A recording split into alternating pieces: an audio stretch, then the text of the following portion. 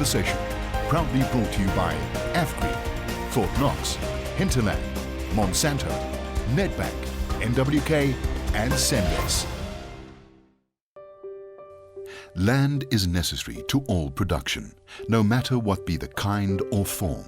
Land is the standing place, the workshop, the storehouse of labor. It is to the human being the only means by which he can obtain access to the material universe or utilize its powers. Without land, man cannot exist.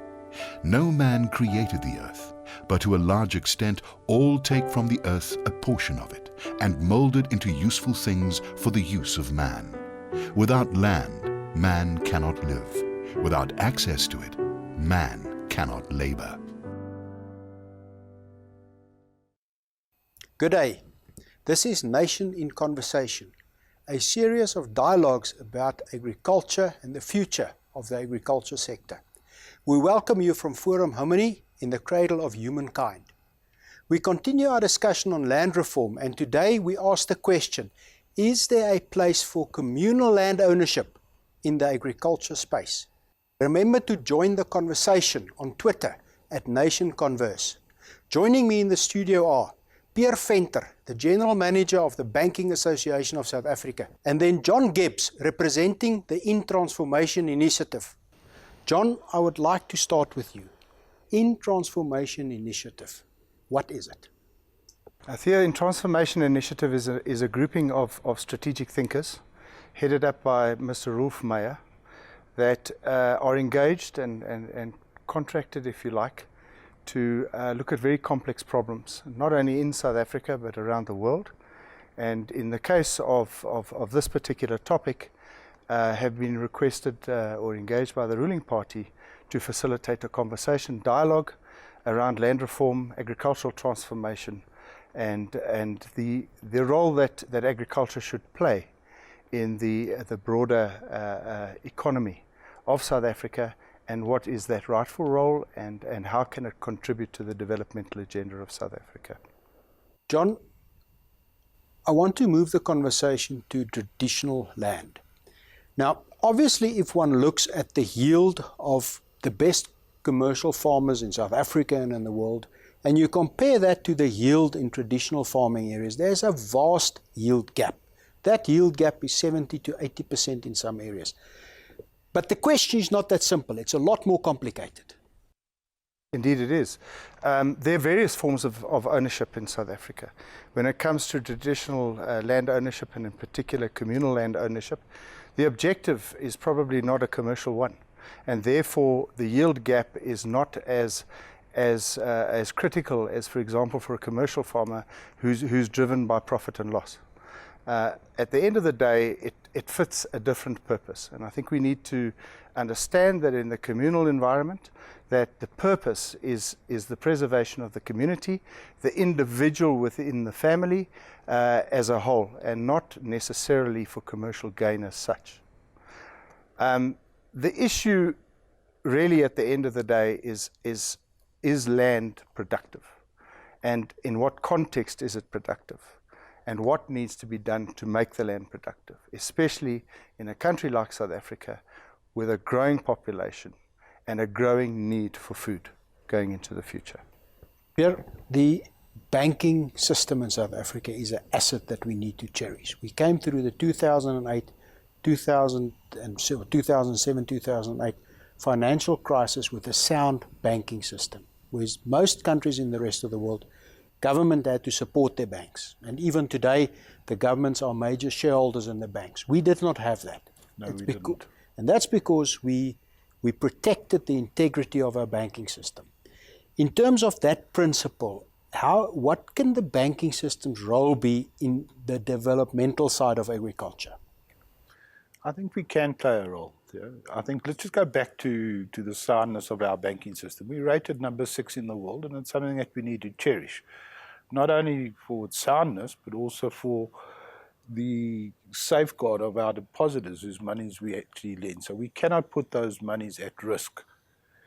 If we move forward into the developmental finance area, it's very different to a normal commercial area. Where a commercial area, we're able to place reliance on the property as security for the loans that we give, be they long-term loans or infrastructure loans or production loans. When you start looking at communal land, there is no registered ownership in an individual's name. The land belongs to the state. The chief is the custodian of that land on behalf of the community, and the community is looking to farm and it needs access to money. So we would need to develop models which are very different to the models that we have for the commercial sector. And it's something that I think that we need to embrace as the formal banking sector in our country, because we have to play a role. The challenge is bigger than the state alone. There has to be a role that the banking sector can play as far as the socio-economic development of our country is concerned. But what that model is, I don't know. My suggestion is that it's probably would look to a value chain type of approach, where each party in that value chain carries an element of risk to where you can reduce it to commercially acceptable levels. John, the traditional farming areas and the communal land, in a country like South Africa where we want to move forward, we want growth, that sector, however we look at it, plays a very important role, specifically in food security, but also in the well-being of those communities. No, absolutely, Theo. Moving agriculture forward has to be on the basis, and I agree fully with what Pierre says. You've got to look at what are the segments in the agricultural space, and on the basis of that, determine what kind of model one is going to use to approach it. I myself have been involved in developmental agricultural projects. Up in Venda, I did an analysis for a company a few years ago, and it's very difficult to get the maximum potential out of agricultural land on the communal-based system. There's always an authority that has to be answered to and has to be consulted with in any kind of initiative that might be taken on communal land. And it's difficult for private entrepreneurship, if you like, to come to the fore and take best advantage of the asset that is available. But that doesn't mean we need to neglect that asset. No, not by any manner of means. I believe a huge portion of South Africa falls under the so-called umbrella of communal land, and I think we need to recognize that.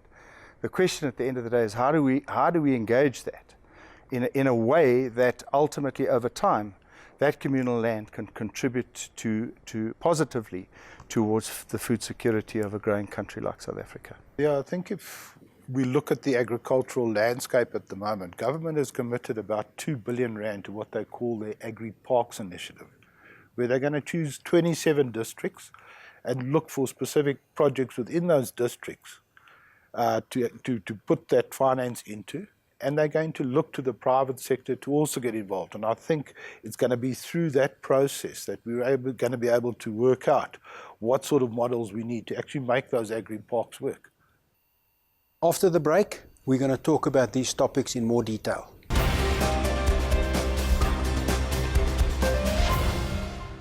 Welcome back to Nation in Conversation. We continue our discussion around communal land ownership and the agricultural sector.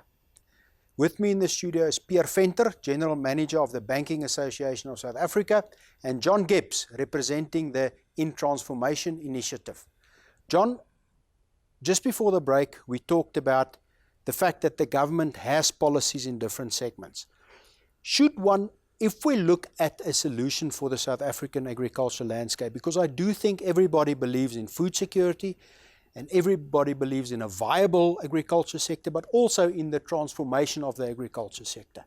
If we look at the sector, should we not have different solutions for different segments of the agriculture sector? And if that's the case, how do we segment the sector?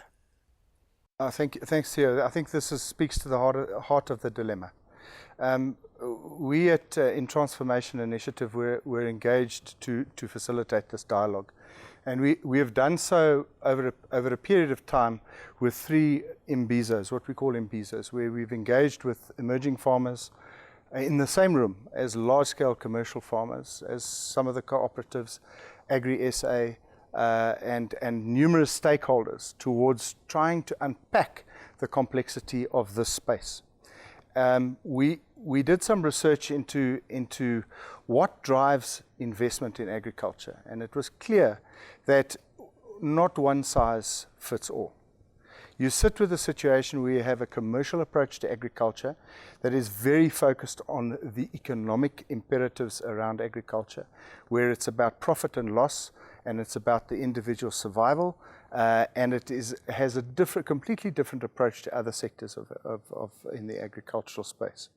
What we saw clearly is that if you try and create a singular solution, and that is built exclusively around large-scale commercial farming, you're going to exclude what in fact is the backbone of South African agriculture, which is the family farm. Be it black people, white people, Indian people, any people. They are all based on the notion of initially the small family farm. And that's not purely necessarily a commercial enterprise. There's a lot of emotion linked to that. There's a huge amount of emotion, as you well know, in Maslow's theories of needs. You'll find that it's about self-preservation, it's about the family unit, it's about survival, and it's a simple psychological issue in humankind. The idea at the end of the day is to be able to capture this dynamic, and we see in the agricultural space that if you start as an emerging farmer or a subsistence farming, it doesn't mean to say you're going to stay there. If you have the drive, the willingness, entrepreneurship, you can move up towards becoming a commercial farmer. It's all about the individual and the individual's passion and involvement in the particular agricultural space. So, when it comes to solving the problem, I think the best thing that we can do is at least determine the principles against which we're going to solve these problems and work out the models at different levels of engagement to come to a solution. Yeah, I'd just like to add to what John is saying. Whilst I agree 100% with everything he said now, I think there are other dimensions as well. You know, one can't look at agriculture in isolation of health and education and so on, and one really needs to uplift and regenerate the rural communities to make them more attractive and conducive to family life than what they currently are. A lot of our communities live in abject poverty at the moment, and they need to be uplifted more holistically than just through agriculture. Agriculture is one of the building blocks. Absolutely, and where the banking system can play quite an important role is the provision of finance for a lot of that infrastructure that's needed to go into those areas, be it social or physical. So we need to recognize that for commercial farming, the transformation of the commercial farming entity, the banking sector can play a specific role. That'll be on pure commercial grounds, granting credit based on credit committee acceptance and based on normal security of tender. Commercial viability and sustainability, yes. But once you move to some of the other sectors, the role of the banking system as a facilitator, as a financier, needs to be different and will be a different role. Absolutely, and I think government needs to play a much more prominent role in a lot of that soft financing or grant funding that goes into those areas. But of course the banking system can play that commercial role, and it can also leverage off its infrastructure. We have sophisticated computer systems as an example where we can control where the money gets paid to, so you don't find that a grant money is wasted where it should have been going into seed or fertilizer or whatever. I think if I can just add to that as well, it appears 100% right. Government on its own is not going to solve this problem. Does government realize that? I hope so. They're not going to solve this problem on their own, and neither is the commercial banking sector going to. Our analysis gives us 32 primary stakeholders in this space, and at the end of the day, if we can't create the working space and the working relationship between the primary role players, we're not going to solve the problem. So I think primarily government needs to understand that it needs to have this partnership, as does the commercial banking sector. There is this partnership between government and the private sector that in fact will lay the foundation for the solution at the end of the day. Of that we are absolutely convinced. And that nature of that partnership will vary depending on what the segment of the agricultural space is. And from area to area as well. And from area to area, commodity to commodity. Agriculture is quite complex in that regard. It's not just one business model. There are commodity business models, there are area models in terms of provinces and districts. Not one district is the same as the other in terms of production potential. You have extensive farming, you have intensive farming, you have access to water. There's an awful lot of dynamics that play a huge role in making this space successful. How far are we from reaching a set of commonly accepted principles? I'm glad you've asked that question because our core business at In Transformation Initiative is to maintain, to facilitate and to maintain the dialogue. And we are actively involved on virtually a daily basis, talking to people and engaging with people that actually can make the difference at the end of the day. I think we are close. We are scheduled to have another Imbizo on this issue. And at each Imbizo, we make significant progress in the development of these principles, which ultimately, and we are hopeful, that these principles will then inform the ultimate policy position against which all the role players, and as I mentioned, 32 of them, will know what the rules of the game are and can take the process forward. There's an enormous amount of goodwill in the private sector. There's an enormous amount of goodwill within government. But there also is a disconnect and a discourse in government on this particular issue. Not everybody sees it the same way. After the break, I want to focus on the future and where the possible solutions lie.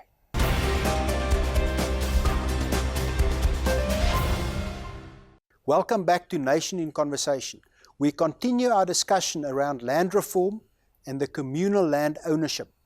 With me in the studio, Pierre Venter, General Manager, Banking Association of South Africa, and John Gibbs, representing the In Transformation Initiative. Pierre, you guys have put a proper plan forward in terms of the commercial farming sector. That's one sector, it's a big sector, it's an important sector. Just in short, what does that plan entail? The plan has been put together in partnership with Agricultural Business Chamber. So it's the commercial banks plus the lenders that are members of Agribusiness Chamber. We have committed 15 billion rand, about R1 billion a year for the next 15 years. And look, it could be a bit more than that, depending on viable schemes being put forward to us, because it's premised on commercial principles where a lender, when they lend money, they'll make the normal commercial decision. A farmer will look to partner with black beneficiaries, and there we look for at least 50% black ownership in the ventures, that you've actually got proper transformation that takes place. There are benefits for all. From a farmer's perspective, they increase their land holdings because they will have acquired an adjacent property or nearby property, so they leverage off the critical mass and lower production costs. From the beneficiaries' perspective, they, in a lot of instances, will be the workers the farm workers that farmers had over the years, or alternatively it could be other black beneficiaries, but they will benefit from receiving a capital grant from the state equal to their 50% land holding, and they will sit with a commercially viable farm. They will get upskilled and mentored by that successful commercial farmer, and I think it's a win-win for everybody. I think that what is very important is that it's premised on, it's a voluntary scheme, and and proper transformation has to happen through that process. Now that is in the commercial farming space. That's the commercial space. If we start to look at more traditional farming, communal farming, that is something that you're willing to participate, but at this point in time your priority is the Our priority is the commercial sector. What we would like to do in the commercial sector is do a couple of pilot projects, tweak our model to make sure we've got it right, and that we can actually drive this model quite hard, and then at the same time to broaden out into looking at the different segments and what's needed and how we as commercial banks can actually participate. I think one of the points that's very important is that you can't isolate development finance, which was what we were talking about just now, from a couple of other initiatives. I think if you talk to a smallholder, they will say to you, their biggest problem is access to market. I don't think it's just access to market. I think it's a combination of development finance. It's about mentoring and upskilling. It's about tooling and educating those people to actually grow their business through technology. And then, of course, you need the off-takers also. I think it's a combination of a number of factors where a whole lot of parties play a role. And that includes your seed provider, your tractor provider, and so on, where they need to accept responsibility for their element in that value chain. So it's a complex model. It's a very complex model. And I think the solution is different to the commercial segments model that we're proposing at the moment. There's an old saying that for every complicated problem, there's a simple solution that doesn't work.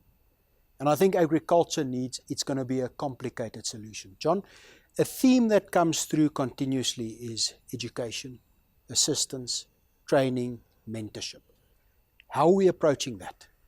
I think what is clear in RMBs, the private sector has demonstrated its resolve and commitment towards the issues around mentorship, towards the issues around partnering, towards the issues around upskilling, education, training and development, which unfortunately in the last while are issues that have lapsed, if you like, in South African society as a whole. I think really what we need to have now is the constructive participation of government in each of these initiatives, and I firmly believe that the commercial farming sector and private individuals, call it family farming units, will be able to rise to the occasion and participate in this space. There are many excellent examples around South Africa of just where the private sector has taken the initiative and has driven these type of projects highly successfully. And already we have in front of us numerous models of how to do it. We've also got examples of how not to do it. And the trick is to discern the difference between the two. And we firmly believe that continuing with this dialogue, refining the principles against which we will get to the solution, will put us in a place that we can change the face of agriculture entirely, and the contribution that agriculture makes to the mainstream economy of South Africa. John, I believe that we obviously have a limited time period to get this right. Yes. Otherwise, we're going to run into serious problems. Why are we not reading enough or seeing enough of the success stories? And we usually only become aware of the failures. There is big success stories, and whose responsibility is, or who should take ownership of showing the success stories of farming? I think farmers by their very nature are somewhat reluctant to be in the limelight. They do things, they get on with the job, they create a success story. The community in which they operate is happy, everybody progresses. And they don't necessarily banner that about with broad society. So to say the farming sector should in fact profile these successes, I'm not sure that will ever happen. I think what we need is a dedicated capability that can facilitate continued relations between stakeholders, and that inside that capability that we start to look at identifying these key success stories that can in fact show the way, if you like, and stimulate further involvement in this. That can be replicated. Absolutely. The whole point of departure should be one of incentivize. In other words, if you live in a capitalist society like we do, if you look at South Africa and its rate of urbanization, and you look at the looming food security issues, potential food security issues, I won't say we have them, but potential food security issues if we don't get it right. There's an awful lot of energy that can be applied in a very constructive way, and I think there are enough success stories that'll indicate and that show us the way going forward. Here, I'm going to ask John the same question. If you look forward 5, 10, 15 years, how do you feel about agriculture? I'm positive, yeah. You know, all one needs to do is look into Africa to realize how sought after our farmers are in the countries north of our border, because we have those skills. We haven't had an artificial environment for the last 15 years. We live in an import-export parity world. Whilst our climatic conditions are perhaps against a lot of our farmers as compared with other countries internationally, our guys have held their own. I think we can be very proud of our achievements. I think what needs to happen, though, is that transformation that we've been talking about for the last while has to start happening. And I think that the time for talking is drawing to a close. We actually need to go and pilot, be prepared to make a couple of mistakes, and just do it. And I think that in 10, 15 years' time, we'll have a very different landscape than what we currently have at the moment. And hopefully the issue of land reform will be behind us. John? I'm extremely positive. When I talk to my fellow farmers and I see the relationships that are developing in communities, I think we're in a good place. We're in a good place in as much as, whilst right immediately now, there might be challenges in terms of markets and the profitability of such. I think as time moves on, South African agriculture is going to be in a very good place economically. Thank you very much, gentlemen. Thank you for taking part in the conversation. Visit our website, nationinconversation.co.za, and follow us on Twitter at NationConverse. Please join us again as we continue with these discussions. From me, Theo Foster, goodbye. Nation in Conversation, proudly brought to you by AFGRI, Fort Knox, Hinterland, Monsanto, Nedbank, NWK, and Sendes. The world is changing today. The world is changing in every way. Let's stand together, put our hands together, join hands forever. We're making it better. No matter where you are, you could be near or far away. We're seeing